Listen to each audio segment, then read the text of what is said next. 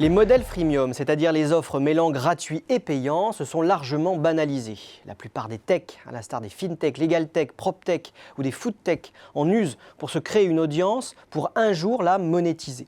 Mais sont-ils pour autant efficaces ? Rappelons tout d'abord que le modèle d'affaires freemium consiste pour une entreprise à proposer une offre gratuite pour le plus grand nombre et une offre payante, premium, pour une population plus réduite. D'un côté, la gratuité du service permet de bâtir de larges audiences, pouvant dégager des revenus publicitaires et constituer une source importante de données avant de migrer vers le service payant. D'un autre côté, le service payant est souvent basé sur l'abonnement, ce qui garantit des sources de revenus relativement stables et prévisibles. Le paiement à la demande apparaît également comme une option assez courante. Derrière ce modèle séduisant se cachent des arbitrages particulièrement délicats à réaliser qui font qu'aucun modèle freemium n'est similaire à un autre et que le freemium n'est certainement pas un remède miracle.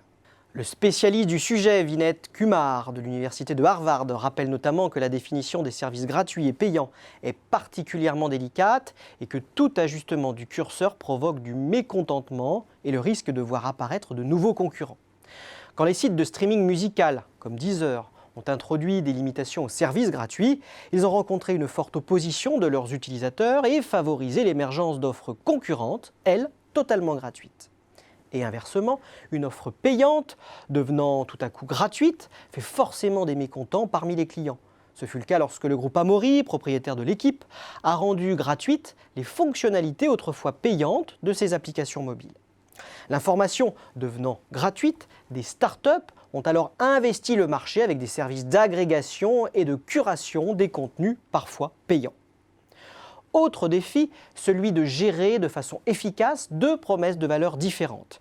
Il est relativement facile de communiquer les bénéfices d'un service freemium, basé sur une gratuité contingentée, comme payer pour un accès sans publicité, comme le font les plateformes de streaming.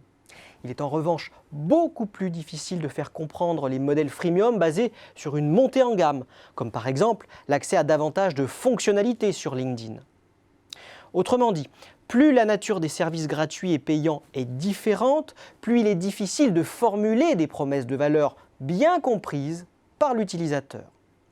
Dernier défi majeur enfin, l'estimation du niveau critique d'utilisateurs payants.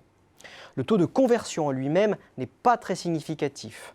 Un taux élevé peut être le signe d'une offre gratuite trop faible qui prive l'entreprise de la monétisation d'une plus large audience.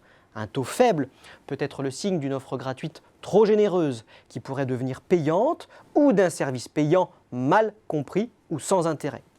Par ailleurs, le taux de conversion est souvent volatile et rend difficile la modélisation de la croissance et des profits, ce qui peut conduire l'entreprise à investir massivement, alors même que la monétisation de ces services diminue, la plaçant en grave difficulté financière.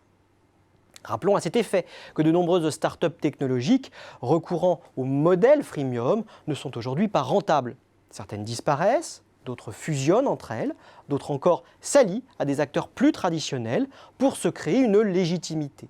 Certes, l'effondrement des coûts marginaux suite à l'essor des technologies numériques et de l'intelligence artificielle dans les modèles d'affaires a rendu le modèle freemium particulièrement attractif. Cependant, il n'offre en lui-même aucune garantie de succès.